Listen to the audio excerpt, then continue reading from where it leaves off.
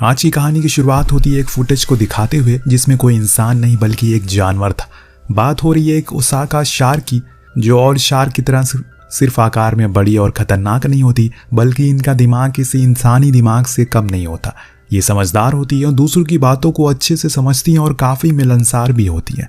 Thailand में स्थित एक वर्ल्ड ऑफ ओसाका करके पार्क है, जहाँ के टैंक में सीटो नाम की ओसाका पिछले 15 सालों से रहती हुई आ रही है और सबको खुश कर रही है। परंतु पिछले महीने जब उसका बच्चा पैदा हुआ तो वहाँ के स्टाफ ने उसके बच्चे को उससे अलग कर दिया, तो वो काफ़ी चुपचाप रहने लगी। दो कलीग इसी के बारे में बात कर रहे होते हैं कि कैसे कुछ दिनों से सीटो का बर्ताव काफ़ी बदल चुका है। वो पानी के ऊपर नहीं आती तो जेनी नाम की स्टाफ अपने साथी से कहती है उसे कुछ वक्त किसी के सहारे की जरूरत है। दिन भर वो लोगों से घिरी रहती है, उसे चाहिए कि कोई उससे बात करे। तुम जाओ, मैं थोड़ी देर में आती हूँ। वो चली गई और जेनी टैंक के पास गई और उसे उसके नाम से पुकारने लगी, पर यह देखकर लग रहा है कि आज भी उसका मन ऊपर आने का नहीं है। जेनी मन बनाकर आई थी कि वो उसे बात करे बिना नहीं जाएगी। वो पानी में गई और धीरे धीरे करके उसे पुकारने लगी। तभी अचानक से हमें सीटो की टेल दिखी, पर कुछ ठीक सा नहीं लग रहा है और इस चीज को जेनी भी जल्दी भांप लेती है। ऐसा तो पहले कभी सीटो ने नहीं किया। वो अभी जिस तरह से उसके आसपास घूम रही है, ये ओसाका तभी करती है जब उसे शिकार करना होता है। जेनी की सांसें इससे पहले कि ऊपर नीचे होने लगे, उसके दिल की धड़कनों को हमेशा के लिए उसने बंद कर दिया। जी हाँ, वो उसके मुंह में दबाकर उसे गहराई में ले गई। सीन शिफ्ट होकर पहुंचता है कैफे पर। रात काफी हो चुकी है, इसीलिए कैफे की साफ सफाई करने के बाद अब मैडी जो कि वहाँ काम करती है वो उसे बंद करने वाली है। तभी अचानक से कोई उसे पीछे से आ गया, जो देखकर वो डर गई। दरअसल ये चैट था, उसका पुराना दोस्त, जो अभी ग्रेजुएशन पार्टी से लौटा है। दोनों काफ़ी गप्पे लगाते हैं। इस दौरान मैडी उसे उसकी दोस्त ट्रैशी के बारे में पूछती है, तो वो बोला कि उसे तो बीच रास्ते में उल्टियाँ आने लगी, इसीलिए मैंने उसे घर छोड़ दिया। मैं भी घर जाने वाला हूँ, लेकिन मेरा यहाँ आना बेहद ज़रूरी था। बातचीत के दौरान मैडी उसे बताती है वो भी अगले साल ग्रेजुएट हो जाएगी, उसके बाद एक बड़ी म्यूजिशियन बनेगी, जो कि उसका सपना है। ये सुन चैट काफ़ी खुश हुआ और मौके पर उसे एक नेकलेस तोहफे पर देता है, जो देख वो बहुत भावुक हो गई। लेकिन चैट तो कुछ और प्लान बना के यहाँ पर आया था। वो उसे थाईलैंड साथ चलने के लिए कहता है, जहाँ उसे सीटो नाम की शार्क को अपनी नज़रों से देखना है, क्योंकि उसके बारे में उसने काफ़ी सुना है। अब वो उसके ऊपर थोड़ी रिसर्च भी कर रहा है। चैट मान गई। लोगों दोस्तों, तभी ये घटना हो गई। कुछ रॉबर्स कैफे में इन्हें अकेला पाकर बंदूक लेकर घुस जाते हैं। चैट बहुत ही ज़्यादा डर गई। इतने में वो अपना सब कुछ उन्हें देने को तैयार हो गई, पर उसे सिर्फ पैसे चाहिए थे और उसके गले में पहना वो नेकलेस, जो अभी कुछ देर पहले ही चैट ने उसे तोहफे में दिया था। उसने सब कुछ दे दिया। तभी चैट ने रॉबर पर हमला कर दिया। इसे एक गोली चल गई, जो मैडी के कान से होकर गुजर गई। इससे वो वहीं अपने कान को पकड़कर बैठ गई। इससे चैट और ज़्यादा गुस्सा आ गया, तो वो उसके कंधे पर शूट कर देता है। घायल होने के कारण वो लोग वहाँ से भाग गए, पर उस नेकलेस को वहीं छोड़ दिया, जिसे उठाकर वो मैडी को दे देता है और एक मुस्कान के साथ उसे वापस वो ले भी लेती है। लेकिन इनकी कहानी यहाँ तक खत्म नहीं हुई, क्योंकि तभी वो रॉबर वापस आते हैं और इस बारी कार से और चैट को उड़ा कर ले गए। ये सब कुछ मैडी की आंखों के सामने हुआ, जिससे वो पूरी तरह से दहल जाती है। अब 4 साल बीत चुके हैं। अभी उस रात के जख्म ताज़े हैं उसके जहन में। ना ही वो उस समय को भूली है और ना ही चैट को। हम देख पाते हैं कि उसने अपने कानों में एक डिवाइस लगाया, जिसका मतलब है कि उसे अब सही से सुनाई नहीं देता। इतने में गेट पर कोई आ गया। जब दरवाज़ा खुला, उस पार ट्रैशी खड़ी थी। जी हाँ, वही ट्रैशी जो पहले चैट की काफ़ी अच्छी दोस्त थी, और उसी के ज़रिए वो मैडी की भी अच्छी दोस्त बन गई। उसके जाने के बाद दोनों एक अच्छा समय साथ बिताते हैं, क्योंकि चैट हमेशा यही चाहता था। उसके आते ही माहौल एकदम चहल पहल हो जाता है। मैडी को भी हम हंसते हुए देखते हैं। दरअसल ट्रैशी थाईलैंड जा रही है, अकेले नहीं बल्कि मैडी को लेकर, लेकिन उसे तो काम पर जाना है, ऐसा वो कहती है। लेकिन ट्रैशी ने पूरा प्लान बना लिया। यहाँ तो बस उसका पासपोर्ट लेने के लिए आई है, इसीलिए मैडी को मजबूरन काम से थोड़ी दिन की छुट्टी लेनी पड़ती है। अब दोनों ही जल्दी से पैकिंग करते हैं। उसी दौरान कुछ पुरानी तस्वीरें मैडी के हाथों पर आ गई, जिसे देखते ही वो उसी दौर में चली गई जब वो चैट के साथ खुश थी, उसके साथ जिंदगी के आनंद ले रही थी। लेकिन फिर अचानक एक रात हुई और फिर कभी उजाला नहीं हुआ। ट्रैची समझ गई उसे क्या हुआ है, इसीलिए उसने उसे समझाया, अब जो हो गया हम उसे बदल नहीं सकते, हमें आगे बढ़ना चाहिए। उसकी ये बातें मैडी को समझ में आ गई, इसीलिए उसने आगे चलने का फैसला किया। जो बीत गया उसे भुलाने का फैसला किया। अब जब कैमरा घूमा तो हमने दोनों को थाईलैंड में मज़े करते देखा। दोनों ही आराम से अपने समय को एंजॉय कर रहे हैं। इसके लिए मैडी ट्रैशी का शुक्रिया करती है, क्योंकि उसकी वजह से ही ये ट्रिप मुमकिन हो पाई है। ट्रैशी ने उसे कहा कि वो बस उसे खुश देखना चाहती है, क्योंकि जो उसके साथ हुआ वो नहीं होना चाहिए था। उसकी वजह से वो अपनी पूरी ज़िंदगी खराब ना करे। कहानी आगे बढ़ती है। हमने देखा दोनों ही एक दोस्त के स्टॉल पर रुके हैं जहाँ कुछ वेल मिल रही है, जिसमें एक वेल अपने एक बच्चे को लेकर भी थी जिसे सब यहाँ पर सीटो कहकर पुकारते हैं। आप तो जानते ही होंगे उसे। खैर, तो अब यहाँ ट्रैशी बताती है उसने कल की टिकट कराई है एक पार्क की जहाँ वो सीटो नाम की वेल से मिलेगी जो उस पूरे थाईलैंड में सबसे मशहूर है। अब ये चीज़ मैडी ने सुनी तो उसका पूरा रंग उड़ गया। इस चीज़ से उसे कुछ पुराने तार जुड़े हैं और ऊपर से उसने सीटो के बारे में पढ़ा है कि कैसे मैनेजमेंट वालों ने उसे उसके बच्चों से अलग कर दिया और उन्हें ऐसा लगता है कि अपने बच्चे के साथ वो रहेगी तो परफॉर्म नहीं कर पाएगी और वो पैसे नहीं कमा पाएंगे। ट्रैशी को ये सब कुछ नहीं पता था। उसने अपनी इस हरकत के लिए माफ़ी मांगी और उससे कहा कि वो ऐसा किसी पार्क की टिकट नहीं खरीदेगी। अब ये प्लान कैंसिल होने के बाद ट्रैशी ने कहा कि हमें कुछ और सोचना होगा, हम इस ट्रिप को ऐसे होटल में बैठे वेस्ट तो नहीं कर सकते। अब बीच रास्ते में उन्हें याद आया क्यों ना हम पैडलिंग सीखें। इस चीज़ के लिए मैडी भी तैयार थी क्योंकि वो काफ़ी समय इस बारे में सोच रही थी। इसीलिए वो जॉर्ज नाम के लड़के के पास गए जो वहीं अपनी स्टॉल लगाकर बैठा था। वो पैडलिंग सिखाता है पर उसी के पास थे ओसाका वर्ल्ड पार्क के दो पास जो वो किसी को बेचना नहीं चाहता, पर क्या करे, उसकी मजबूरी है। दरअसल वो इन दोनों के सामने उन पार्क मैनेजमेंट के लिए अपनी नफरत बयां करता है, कैसे वो पिछले 15 सालों से उस मासूम सी शार्क को कैद करके रखे हैं और पिछले साल उन्होंने जो हरकत की उससे तो मेरा खून खौल गया। मैं नहीं चाहता कोई भी उसे टिकट लेकर देखे ताकि वो मैनेजमेंट वाले पैसे कमा सके। इतना कहकर वो इन दोनों के सामने उस कार्ड को फाड़ देता है। कहता है कि अगर तुम लोग चाहो तो मैं तुम्हें आज रात फ्री में सीटों को दिखा सकता हूँ। उन दोनों को ये चीज़ काफ़ी एक्साइटेड लगती है। फिलहाल अभी रात होने में काफ़ी समय बाकी था तो तब तक ये तीनों ही खूब मस्ती करते हैं। ट्रैशी और जॉर्ज काफ़ी करीब भी आ जाते हैं पर मैडी अपनी धुन में मस्ती। पार्टी खत्म हो जाने के बाद जॉर्ज आकर कहता है समय हो गया है, चलो चलते हैं। वो इन्हें खुफिया रास्ते से अंदर लेकर जाता है जहां चारों ओर गंदगी पड़ी थी। ये रास्ता उन्हें सीटों के पास लेकर जाता है और वो खुद ट्रैशी को लेकर बाहर चला गया, जिसका मतलब था कि मैडी वहां अकेले है, जिसने ग्लास के उस पार सीटों को देखा और उसे हाय भी कहा। लेकिन तभी ट्रैशी उसे पुकारने लगी और जैसे ही फिर दोबारा वो इस ओर मुड़ी उसने देखा कि ग्लास में एक लाश तैर रही है जिसका सर नहीं है। यह मंजर उसे इतना ज्यादा डरा देता है वो फौरन भाग कर बाहर आई, अपने दोस्तों को इस बारे में बताया। उसने टैंक में एक लाश देखी है पर वो दोनों उसकी बात पर यकीन नहीं करते। लेकिन अब इन्हें गार्ड ने देख लिया और ये फौरन वहां से भाग जाते हैं। इधर गार्ड को पता चल चुका है कि असल में टैंक में एक लाश है। वो फौरन मैनेजमेंट को खबर देता है। सीटों ने क्लीनर को खा लिया है, उसकी लाश अभी भी टैंक में तैर रही है। अगले दिन तीनों की आंखें खुली तो समुद्र किनारे थे। तो ट्रैशी ने मैडी को नींद से जगाया और बताया कि जॉर्ज ने हमारे लिए एक सरप्राइज प्लान किया है, जल्दी उठो, हमें चलना होगा। दरअसल जॉर्ज इन्हें एक बड़ी ही खूबसूरत से टापू पर लेकर जाता है जो चारों तरफ से पानी से घिरा हुआ है। इस जगह की खूबसूरती को देखकर मैडी अचंभित हो जाती है और जॉर्ज से पूछती है क्या यहाँ कोई आता नहीं है। वो कहता है कि यहाँ के लोगों का ऐसा मानना है कि ये जगह श्रापित है या पिछले कुछ सालों में काफी हादसे हुए हैं, पर मेरा ऐसा मानना है कि जगहों का एक्सीडेंट में कोई दोष नहीं होता, हादसे तो लोगों की गलतियों से होते हैं। तुम अब इतना मत सोचो, चिल करो, बाकी मैं तुम्हारी दोस्त को जरा पानी की सैर करवा के आता हूँ। मैडिया पानी के बीच में आराम से फ्लोटिंग ट्यूब में लेटकर सनबीम के मजे ले रही है। वहीं वो दोनों भी जेट स्काई पर मजे कर रहे हैं। लेकिन तभी दोस्तों उनकी जेट स्काई किसी अज्ञात चीज से टकरा जाती है।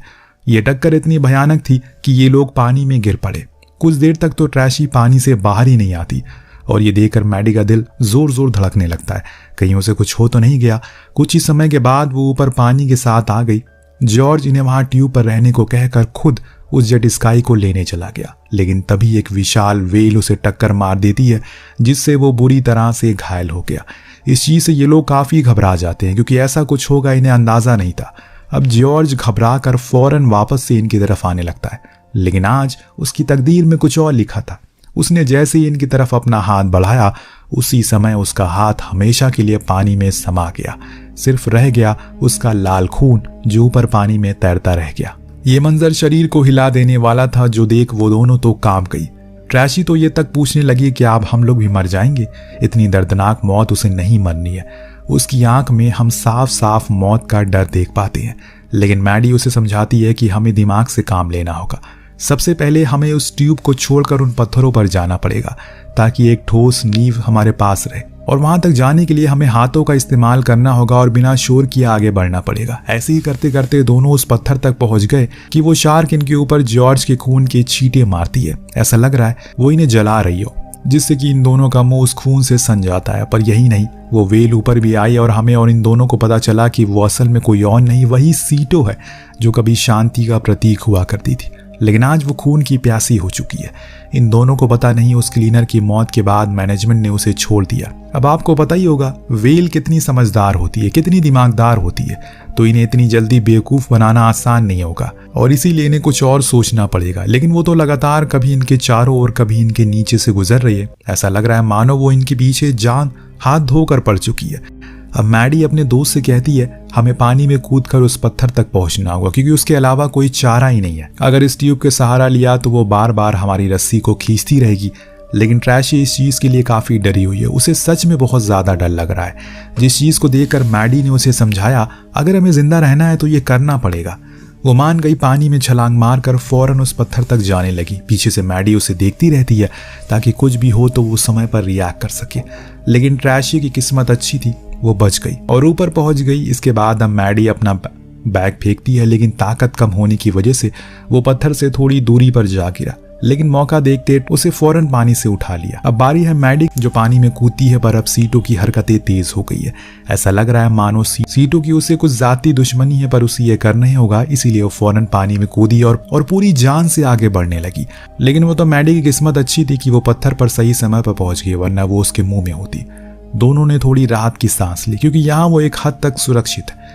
उस दौरान मैडी ने देखा ट्रैशी के पैर में एक गहरा जख्म है जिसमें से खून बह रहा है। उसने फौरन जैकेट उतारी और उस पर जख्म पर बांध दिया, क्योंकि अगर ऐसा खून बहता रहा तो वो मर सकती है। अभी ने इस चीज ने यहाँ पर परेशान कर दिया है कि आखिर सीटो उस पार्क से बाहर कैसे आई। तो मैडी ने बताया कल रात उसने एक लाश देखी उस टैंक में जिसमें सीटो रहा करती, तो हो सकता है कि मैनेजमेंट ने जब इस चीज को देखा तो उन्होंने उसे छोड़ दिया हो। ट्रैशी बताती है उसका फोन जेट स्काई में था जो कि अब पानी में डूब चुका है और उसे वापस लाना नामुमकिन है। ऊपर से उनके पास खाना भी नहीं है, तो अब जिंदा रहना बड़ा मुश्किल होने वाला है। लेकिन मैडी उसे हौसला देती है सब कुछ जल्दी ठीक हो जाएगा।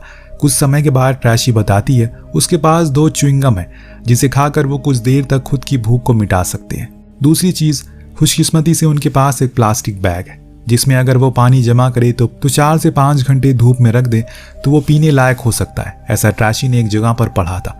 कुछ ना होने से बेहतर है कुछ हो, इसीलिए वो इसे भी ट्राई करते हैं। तभी इनके सामने एक शिप गुजरती है। ये सिर्फ उसे आवाज ही लगा सके क्योंकि तब तक वो जा चुकी थी, जिससे इनकी इकलौती उम्मीद टूट जाती है।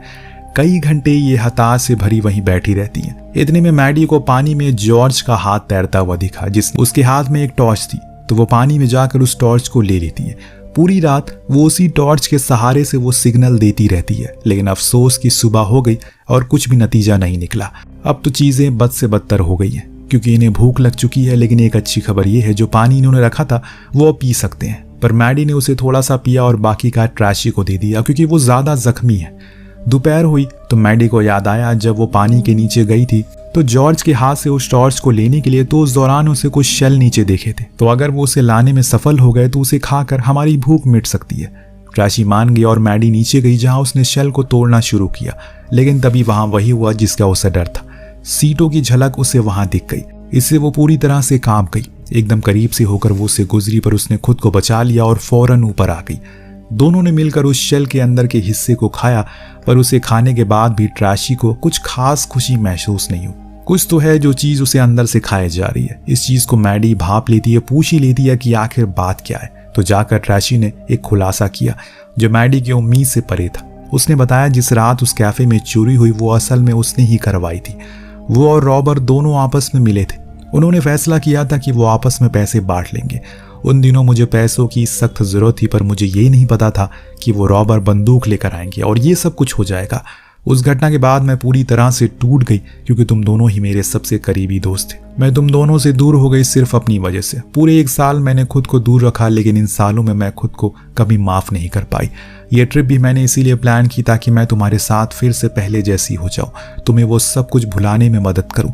पर यहाँ लाकर मैंने फिर से तुम्हें मुश्किलों में डाल दिया। इतना सब कुछ जानने के बाद मैडी तो पूरी तरह से टूट जाती है। उसे यकीन नहीं हो रहा है जो दर्द उसे पूरी जिंदगी देता रहा उसका कारण उसकी सबसे करीबी दोस्त थी। उस हादसे ने उसे सब कुछ छीन लिया जिसका दोष अब वो ट्रैशी के ऊपर डाल देती है। ये तक कह देती है कि चैट की मौत का जिम्मेदार वो है। ट्रैशी उसे रो रो कर माफी मांगती है, लेकिन उसने अपनी हेयरिंग डिवाइस उतार दी और उसे पीठ दिखाकर बैठ गई। कुछ देर माहौल एकदम शांत रहा, लेकिन फिर हम देखें कि ट्रैशी पानी में धीरे से उतरती और मन ही मन कहा वो अब किनारे तक जाएगी ताकि मैडी की जान बचा सके, जिससे वो उसे माफ कर सके। लेकिन जब मैडी ने उसे पानी में देखा तो घबरा गई, फौरन ऊपर आने को कहा। वो उसे सिर्फ गुस्सा थी, दोस्त तो वो अभी भी उसे मानती है। लेकिन ट्रैशी उसकी बात को अनसुना करके आगे बढ़ती गई। इतने में सीटो भी उसके पीछे आ गई तो मैडी ने अपनी दोस्त की जान बचाने के लिए खुद को पानी में कूदा लिया ताकि वो उसका ध्यान भटका सके। होता भी ऐसा ही है, जिससे कि ट्रैशी किनारे तक पहुंच जाती है। तभी इनके आसमान में एक प्लेन दिखता है। ट्रैशी इस दौरान SOS का साइन बनाती है ताकि पायलट उन्हें देख सके, पर ऐसा हो नहीं पाता। इससे तंग होकर ट्रैशी जोर जोर से चिल्लाने लगती है, जिससे कि फिर से सीटो उसके पीछे आ गई। इस चीज को मैडी ने देख लिया, इसीलिए वो उसे चिल्लाकर बताने की कोशिश करती है कि वो ऊपर हो जाए, लेकिन देर हो गई। तब तक सीटो ने उसके पैर को पकड़ लिया और खींचकर पानी में ले गई। लेकिन 1 मिनट वो वापस से ऊपर आई, लेकिन ज्यादा देर सांस ना ले पाई क्योंकि एक पैर खत्म हो चुका है और उसका खून बहने के कारण उसकी मौत हो गई है। अब ट्रैशी एकदम अकेले पड़ चुकी है। उसकी आंखों के सामने उसकी जिंदगी में 2 ऐसे हादसे हो गए हैं जिसे अब भुला पाना उसके लिए नामुमकिन है। रात हो गई, अब बारिश होने लगी है, जिसके पानी को पीकर उसने प्यास को बुझाया। तभी उसने देखा पानी से बाहर आकर सीटो उसे देख रही है। उसने भी उसकी आंखों में देखा और एक चुनौती दी कि अब वो लड़ेगी चाहे कुछ हो जाए। जब सब कुछ शांत हो गया तो वो धीरे से पानी में कूद गई, किनारे तक आ गई, जहां वो ट्रैशी की लाश के पास पहुंची और उसे रोते हुए कहा कि उसने उसे माफ कर दिया और आखिरी अलविदा के साथ वो उसी रेत में उसे दफन कर देती है। इसी दौरान उसकी नज़र डूबी हुई जेट पर पड़ी तो वही पास में थी। उसके दिमाग में एक आइडिया है जिसे पूरा करने के लिए वापस से पानी में गई, जहां उसने जेट स्काई के टूल बॉक्स को खोला और एक नुकीले टूल के साथ वो घात लगाकर बैठ गई। 1 घंटे बाद सीटो फिर से वापस आई, जिसने मैडी को अकेला देखकर उस पर वार करने का मन बना लिया। लेकिन उससे पहले ही मैडी ने उसे उसी टूल से हमला करके बुरी तरह जख्मी कर दिया और वो वहां से भाग गई। मैडी वापस ऊपर आई और सो गई। लेकिन अगले दिन राहत की बात ये होती है कि उस SOS मार्ग के चलते जिसे ट्रैशी ने बनाया था, उसे एक रेस्क्यू प्लेन देख लेता है और फौरन उसे बचा लिया जाता है। इसका मतलब ये है कि अंत में ट्रैशी की खुद की मौत से मैडी को जिंदगी दी थी, जिसके साथ ये कहानी यहीं पर समाप्त होती है। आपको कहानी कैसी लगी हमें कमेंट करके जरूर बताएगा। मिलते हैं अगली वीडियो में। Thank you so much watching. Peace out.